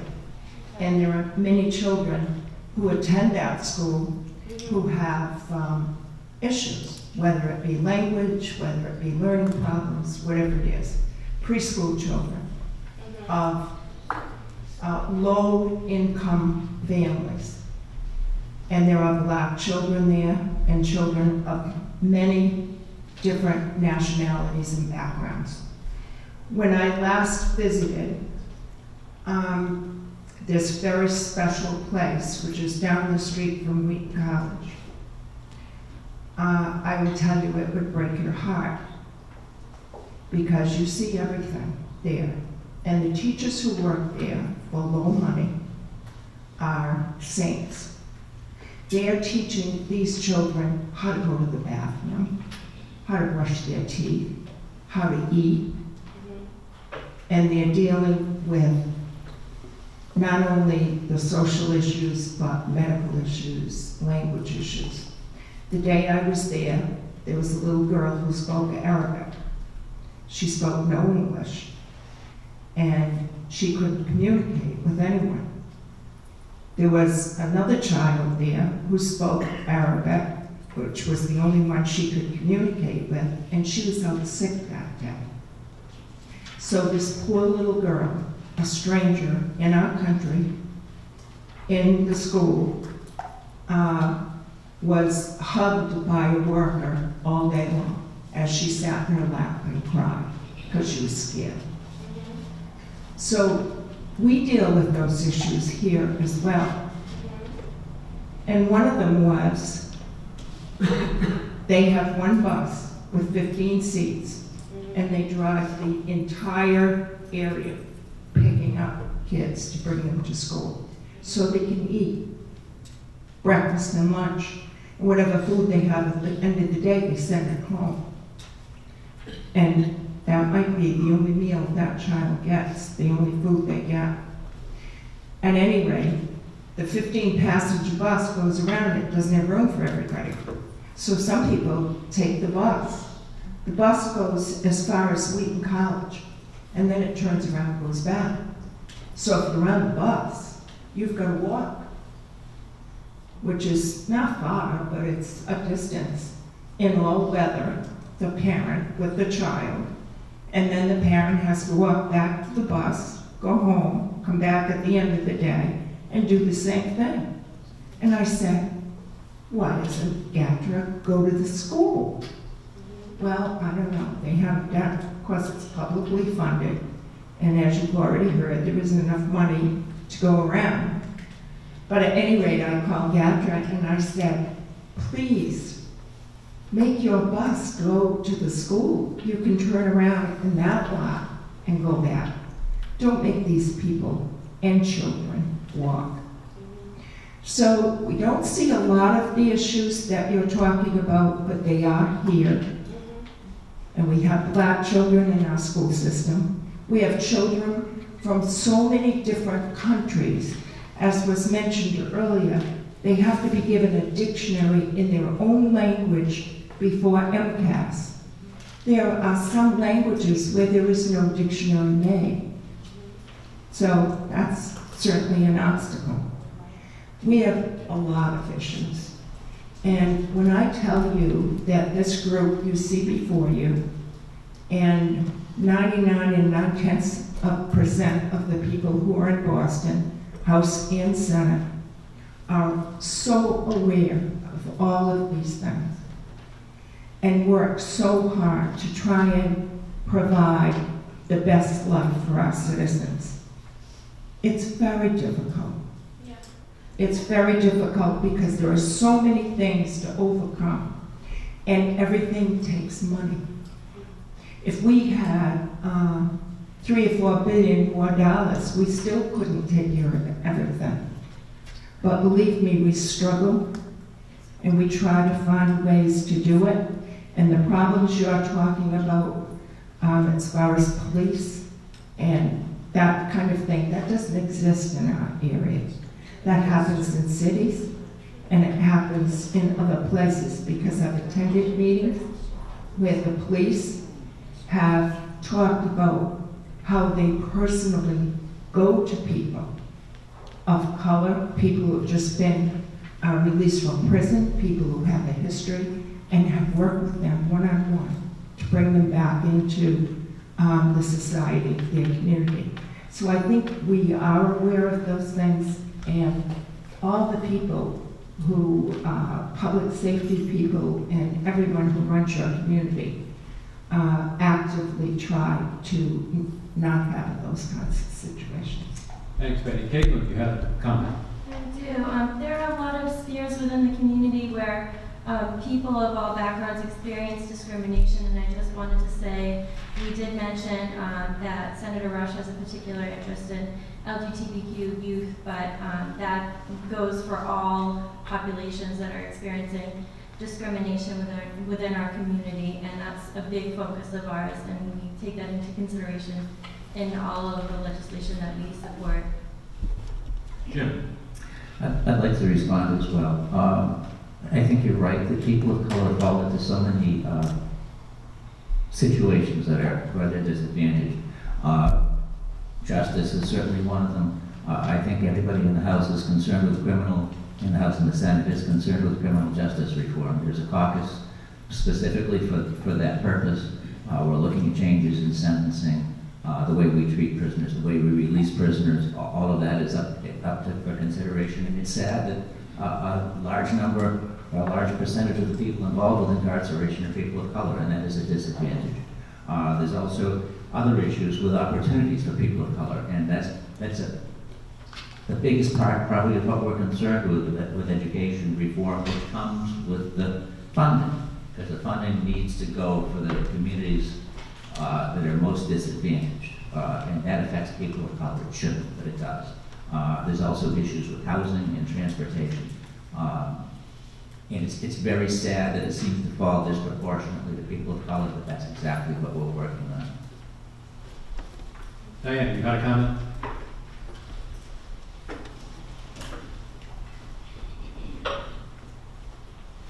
I just wanted to reinforce what Betty had talked about, and particularly Joyce, in terms of the communities that have developed the problem-oriented police team.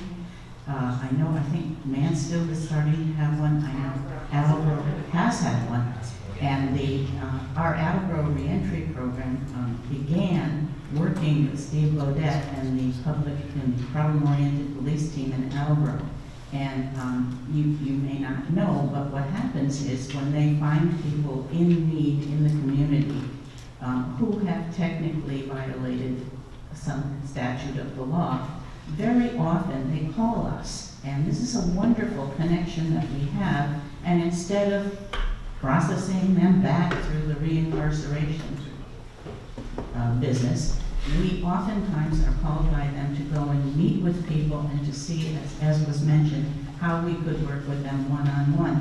You know from Getting Ahead that social capital, developing your social capital, is extremely important.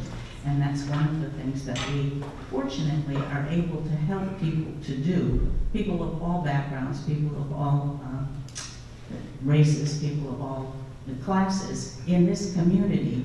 Developing social capital and helping yourself is fairly easily done with assistance. Thank you, Diane. Another question, Sean? First of all, I'd like to thank you all for your service to the state and all your sacrifices you make for us. So thank you. I came today to speak about a group that hasn't been mentioned today, and that is the unborn, okay, and the potential bill that's coming up to expand the right to have abortions be expanded in our state. And I just wanted to, not necessarily to ask a question, but I just wanted to mention 3 points for your consideration as you debate this bill and as you make your decisions on whether you want to vote for the expansion of abortion in the state. And that is about the idea of health care. And that is, I think we're all for health care. I'm definitely for health care for all. But to consider, is abortion really health care? Okay? In just that, sorry, my glasses. It's the opposite of healthcare, okay? And for the body to work right, when a baby is consumed, just for your thoughts, when a baby is consumed, that means the body is working. And whenever we have an abortion, I think we're doing something to a healthy body. And when a baby is conceived, that means that the woman's body is working. And I don't know that that's healthcare. The second has to do with rights. Okay, and I'm all for rights, and I'm definitely for women's rights, I'm for men's rights, for equal rights. And I'm also for the rights of those that have not been born yet, for those that are in the womb. And I think that we're only as strong as the most, or the most vulnerable in society. We've been talking a lot about that. But the humans in the womb don't have a voice yet, so that's what I'm here, and I think that we should all protect the rights of those that are still in the womb. Okay? And the third thing has to do with ownership and human freedom, because I hear a lot that this debate is really about reproductive rights and human freedom, and I think everybody is for human freedom. I am definitely for that. But the freedom and the rights of those that are in the womb are not being considered. And the last thing I'll share with this is that rights fall on a hierarchy. And that is, if you don't have the right to have a life, you don't have other rights. And I think we have to protect the highest right so that all people can expand and have all of their rights. So thank you for your consideration as you move to debate this. Thank you. Thank you, Sean.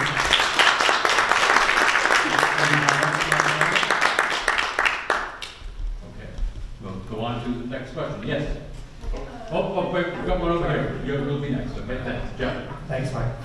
So, good morning or good afternoon. My name is Jeff LaValle. I'm, in addition to serving as the Community Relations and Fund Development Manager at Community Visiting Nurse Agency, I also serve as the co-chair of the Family Selection Committee for Old Colony Habitat for Humanity in Attleboro. And I just want to say thank you to Representative Barrows for mentioning this very successful bill that we did and how welcoming the community of Mansfield was. So this is a little bit of a shameless plug because of the overwhelming success that we had with that family, as well as a recent bill in Attleboro, I should mention. You mentioned that there were only 2 applicants for that house. I'm pleased to announce that we actually, we don't even have a site selected for our next bill, but we actually already have about 19 interested applicants for our next bill. So for those that are unfamiliar with Old Colony Habitat for Humanity and Habitat's mission, I just want to mention very briefly, we build simple, decent, affordable housing for what we consider the gap families, right? So the families that sort of don't necessarily qualify for a traditional mortgage, the folks who maybe are experiencing some economic hardships or whatever, you know, the folks that we've all talked about and agreed are poor in whatever manner poor happens to mean for them. There are three basic qualifications to qualify for a Habitat home, which is a zero interest mortgage. They are not free homes. We don't give homes away. They're 0% interest. You have to have a willingness to partner with us, and that means through sweat equity. You have to have an ability to pay a mortgage. And I forget what that third thing was, but it's on our website. So here's the ask. Here's the ask. The thing that stands between us and our next home build is the availability of land. So if anyone has any land that they would like to donate, please talk to us. We'd love to entertain that prospect. We are looking for our next home build. We already have identified several donors who are willing to step up. We had a very, as you know, and I think this is public knowledge, received very generous support from the CVS Health Foundation, and they have expressed interest in continuing a relationship. So we're ready to move with the next construction project. We just need the land to do it. So if anyone has any land, One of the, if I could just make a point, and thank you for your work in both arenas. The land sometimes is held by the community in which we live, right? Whether it was land that taxes weren't paid years and years ago, the vacant lots. In this instance that we did in Mansfield, it was a house that was taken down, that the towns had possession of it for over, I think it was like 15 years. So we need to look in our own communities for those opportunities, and what these folks have been able to do for those that are in that gap that we talked about a little bit earlier. It's a wonderful and a phenomenal opportunity. So it's in your town. It's not necessarily the guy that owns the 20-acre farm, which don't really exist anymore, but it's in your town, it's in your community, and typically these are in areas where the lot sizes are smaller and very much available. And you've got to, go to your selectmen, go to your city council, and put a little pressure on them, like you do to us. Spread it around a little bit, but it does work. So thank you for what you're doing. This young lady over here. So, I don't know, I have a few things I want to say. I want to start with the education piece that has been discussed a couple times. I can't speak to the part about English as a second language or actual health issues, but what I do know is special needs, because I've always had an IEP, fun fact. And I think the issue here is that you're grouping it all together. I've seen that there's, in at least the school system I was in, there's 3 degrees of special needs. There's where I'm at, which is where you have a document, and it just means you have a couple little things they help you with.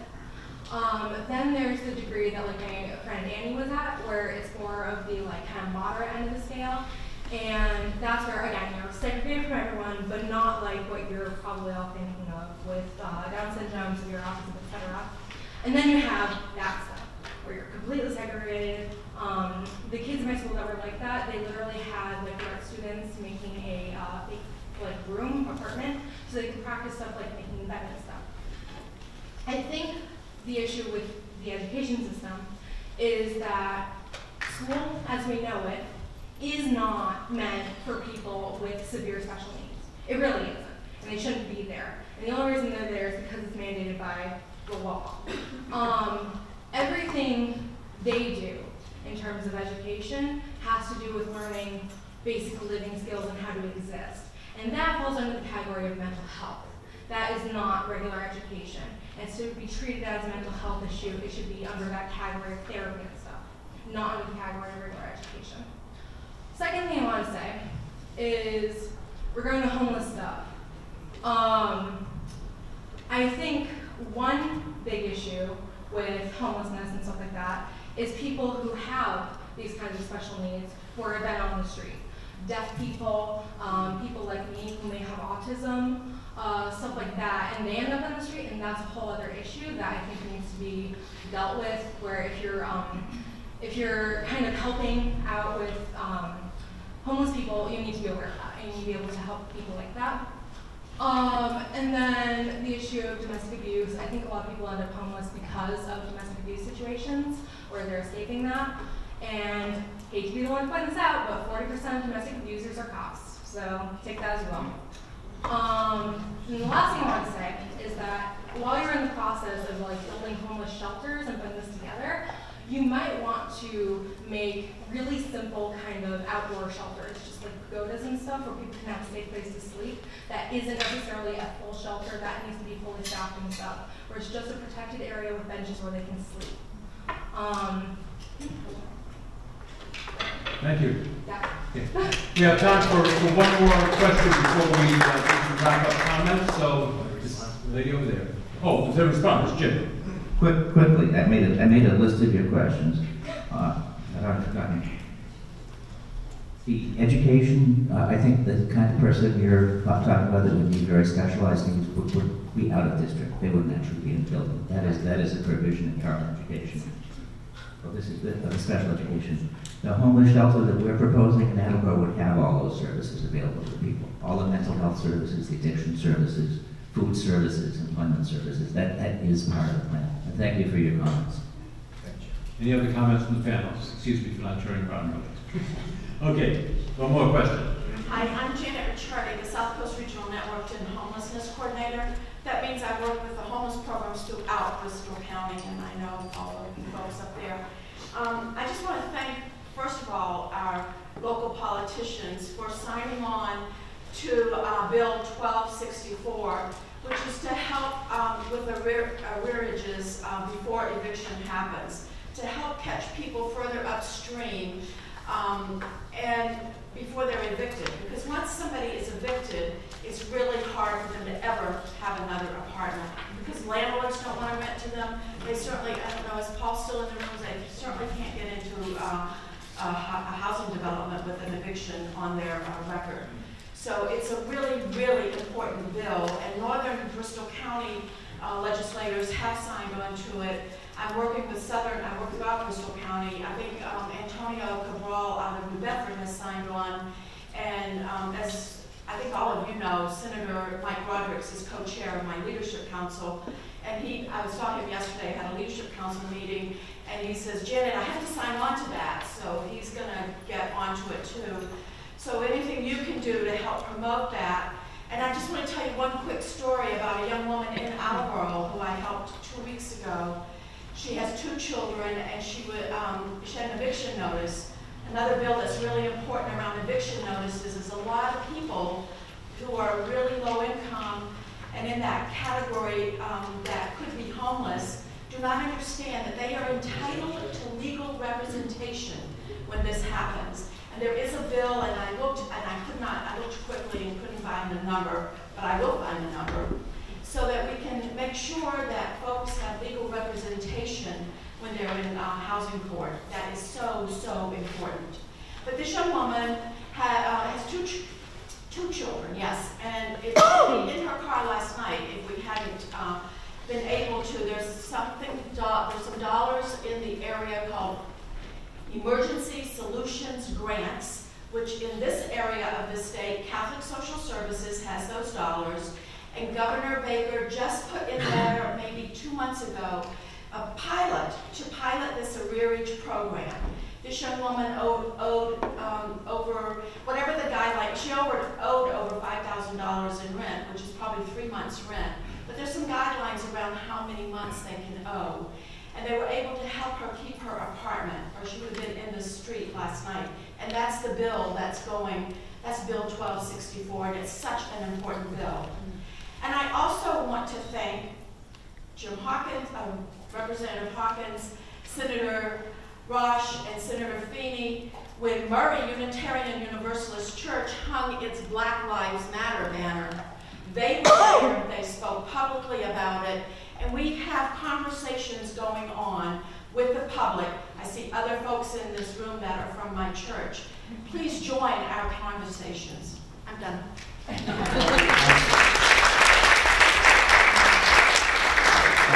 The eviction notice request, if it costs $4,000, $5,000, $6,000, $7,000, $8,000 to keep somebody in the apartment, it's less expensive than having them homeless.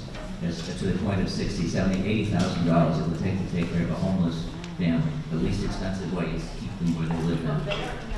I just want to say one thing.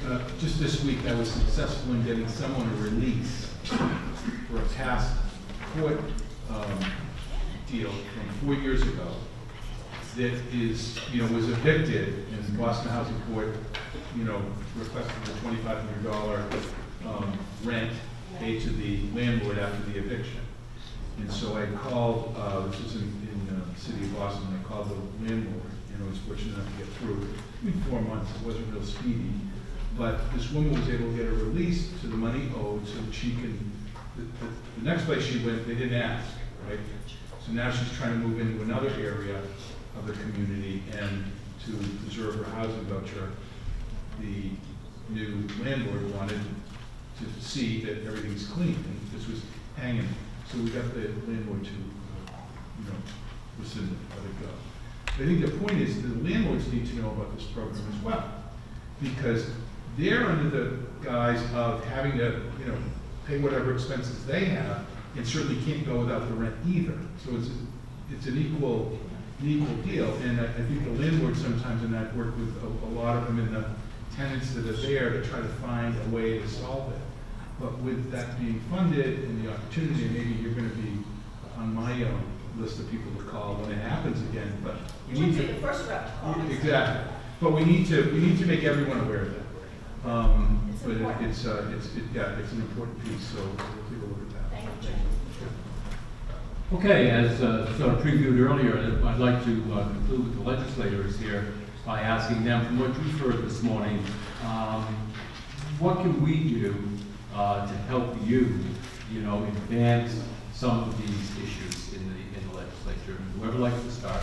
Well, a lot of times when these bills come up, we do have hearings up in Boston, and it's very important to attend those hearings, whether in person or at least have written testimony that you can send up to the committee chairs so that they know that there are other people that are interested. We sometimes have hearings where no one shows up, and yet there's a big issue that's there, and then after the hearing has transpired, people say, oh, well, I would have come and I would have presented testimony. So I think part of it is from our standpoint, the way in which hearing information is put out by the leadership in the legislature, but it's also a burden on it's a burden for people to come up to Boston. But I think if they can at least via email or by the antiquated postal service send up information to the committees that are hearing these particular issues, that's also very important to hear from. So what I'm hearing there is the voice of the people in this room is important. Yes. Betty? Well, I agree with what Stephen has said. It is very important to have testimony from some authoritative figure who knows the topic come up, whether it's in person or written. But I have to say, there is no lack of input from this area as far as I'm concerned. My phone rings off the hook. My email and my snail mail is always full. And I say that as a form of congratulating all of you for never being bashful about reaching out about whatever particularly concerns your particular group. The area is well represented, and all of you truly care about those that you serve. And believe me, you're not bashful. Thank you. I'll say, looking around the room during this ceremony or this event, I know most of you from different committees, from the Coalition to End Homelessness, from the Self-Sufficiency Group, you're all awesome advocates for the people who are most vulnerable, and I certainly appreciate all your help. Thank you. I appreciate, again, I think we've all said it, but we do appreciate your input, and I appreciate getting to see most of you each year and learn more. I'd just like to say, I think we live in a really wonderful spot. We've got our, saddle burrs, we've got our issues that we have to deal with. But when I look around the room, the folks that you're all representing and helping, and you're all working together as advocates for the greater good, that's what's really important. And we have 6,000 bills. Jen, you were able to rattle off a couple of numbers. Good job. We have 6,000 bills. And maybe of meaning that are important to us, maybe 25 or 30 will get passed. It's really incredible because everybody's got kind of their own identity, file stuff and stuff and stuff. But you got to keep working at it.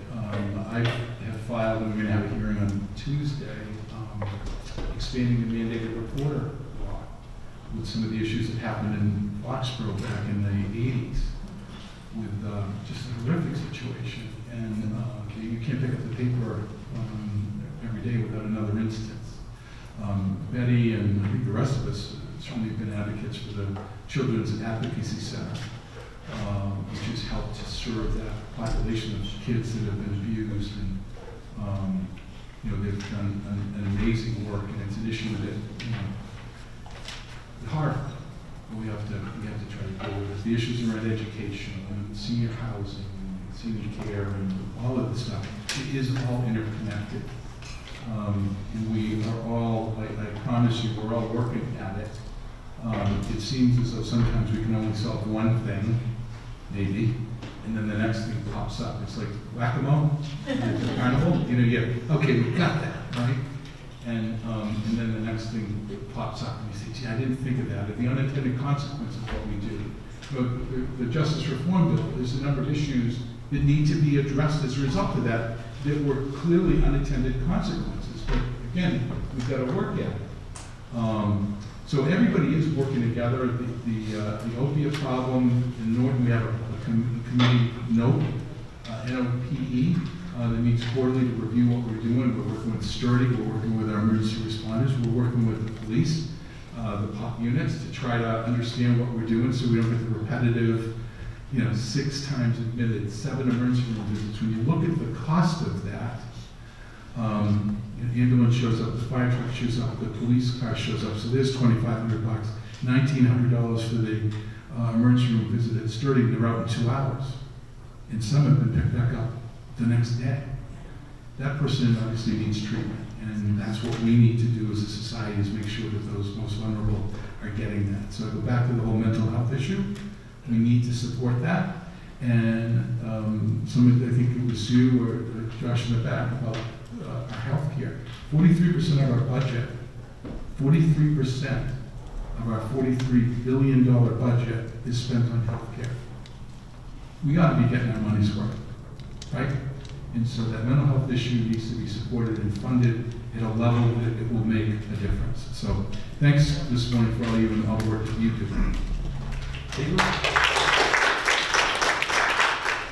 I'd just like to say that I agree that there's definitely a robust conversation and robust participation happening in the community. And I think I'm preaching to the choir when I say that we always need to keep in mind, though, the voices that are absent, because we know that they're always there. And in addition to that, continuing to bring them in and bring those voices in. But in addition to that, making sure that when we do have, we do have a lot of resources available for people, and just making sure that they know that they're available. That's really important too, because if they can't access them, then they're not really doing their job. So that's what I'd like to say about that. So thank you. Thank you. Could I say one more thing? Yes, from all of us up here, Lisa Nelson, who's in the audience from Representative Joe Kennedy's office, is always there to help us, and I can't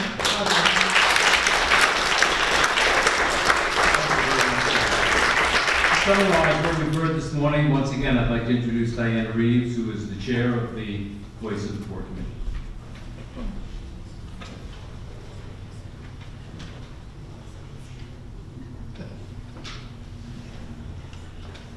I think my summarizing responsibilities have been made considerably more easy following the remarks that we've just heard. Surely, housing continues to be a major conversational topic, and we looked at it from many different viewpoints. I think I certainly learned quite a bit pertaining to some of the specifics, particularly about the possible changes in that zoning law that would allow cities and towns to move from 1/3, 2/3 majority to a simple majority.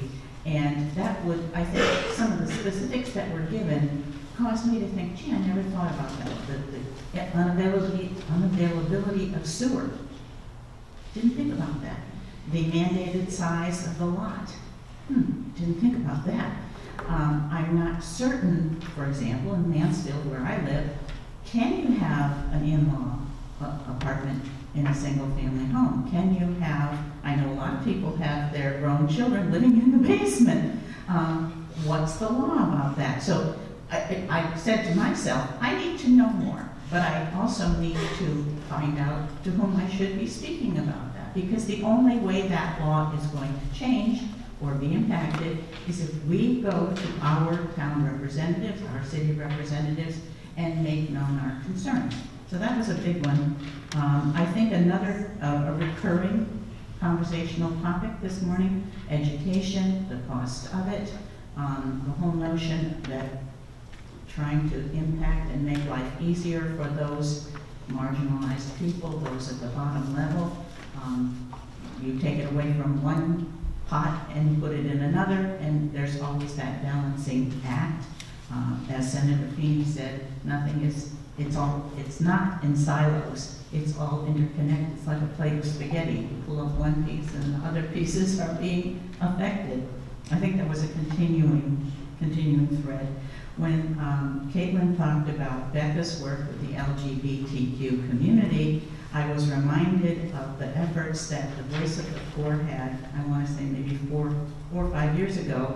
We stood out in the train stations, in the supermarkets, in the restaurant parking lots with, pardon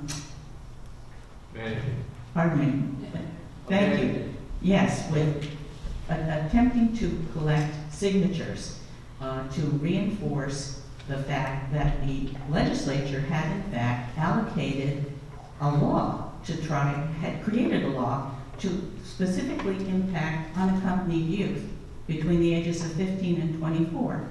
And that law was a good one, and there were many, many LGBTQ kids in that population. We took a mannequin dressed as a teenager to various places around the Attleboro area, a homeless teenager, and to attract attention to that cause. And we assisted in collecting over, probably from this area, about 2,500 signatures that we then sent in as part of the kinds of support that was being discussed by Steve, that we weren't able to be at that hearing, but we sent those signatures and we sent our names and signed on as supporters of that bill to try to fund that law. It was made into a law with no funding. And I think that's still an issue. The funding needs to be raised. Although it has been funded, it needs to be raised. We heard everybody talking about ways that seniors were trying to be better served. The possibility of the booze, gambling, sports gaming, and sale of pot to be our redemption is kind of an interesting concept. And I guess I'm wondering, I mean, as I was sitting there listening and pondering the number of marijuana stores that are supposed to be opening in the area, is it up to the town where the money profit goes, or is that a state law? I mean, should we be running out to these people and saying, here, fund this, fund that? The state was expecting 63 million in the budget that we're operating right now, and so far it's 5 million, so we're a little short. The towns, yeah, just a little. The towns, so smoke more if you. The towns have been about 3.25%, and some communities have chosen not to do it at all, and others have. I can't wait to turn on WBZ when I get out to my car to see how Brookline's doing today. They have a pot shop open in a tea stall right across the street from the daycare center in a bank with no parking. So that ought to work. The Uber guys ought to have a ball with the people there. But anyway, yes, there was some revenue back to the city, but when we did it in Mansfield, I was shocked. The police chief got up and said, it's going to cost us $300,000, so we have to hire 2 more police, a couple more cars, and the town would expect maybe revenues of $400,000, and that's not without charges for the health department and all the other. So it's a zero-sum game. But anyway, I don't know. Sorry. Again, we've heard many new interesting ideas. We heard an emphasis again on the transportation difficulties that exist between our small towns. I would love to be alive to actually see the South Coast Rail built. And I know it's been pending for, I think, 25 years at least. And we, in the reentry business, particularly at Bristol County House of Correction, we know up close and personal the difficulties that people in Fall River and New Bedford have trying to get to a job, trying to get to a doctor, trying to get anywhere. And if you have lost your driver's license, which many incarcerated people have, and you're completely dependent upon public transportation, the transportation issue remains critical. I think we've had a wonderful opportunity to hear some creative solutions and heard how certainly every one of the issues that we've been interested in is connected to another. I'm sure I speak for all of us in realizing what a balancing act you continually do, and we are grateful for you spending your time here this morning with us. Before I close, I do need to mention 3 things importantly. On your table this morning, there's a notice of a program that's going to be running at Lasalette Shrine on April 4th. Bishop Petunia from the Fall River Diocese will be speaking about immigration and if the wall is the answer.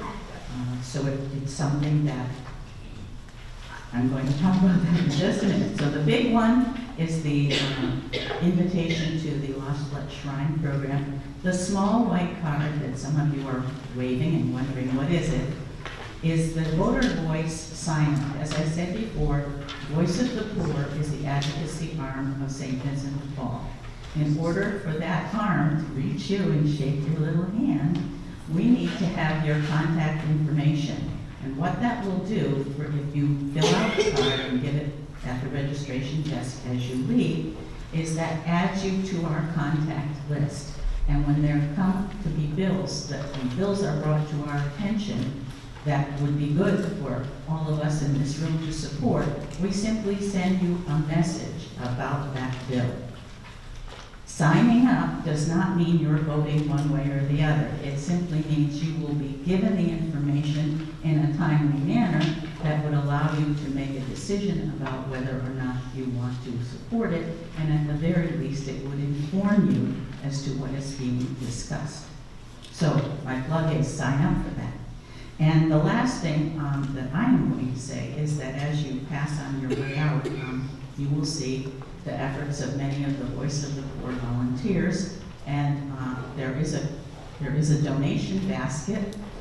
We were able to do the miracle of the loaves and fishes with the donut holes, but if any of you would like to support that effort, just throw in a buck or two. And would the Voice of the Poor volunteers who are here, the committee members, would you just stand up?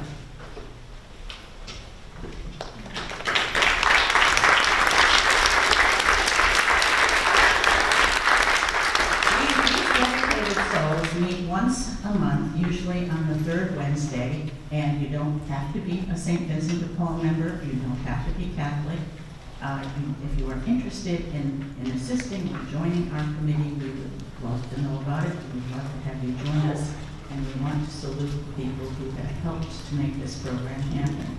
Thank you very much.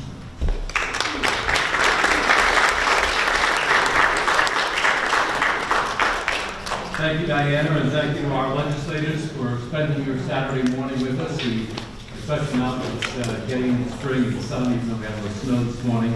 We look forward to continue to work together on behalf of our neighbors in need in this community and throughout the state. And as we think came out through the conversation this morning, where everyone in this room is doing a tremendous amount of work in meeting some immediate needs. But what we really hope to come out of these discussions is that we can really make some systemic change so that we can reduce homelessness, we can reduce poverty, we can reduce some of these needs in our communities. Thank you all for attending.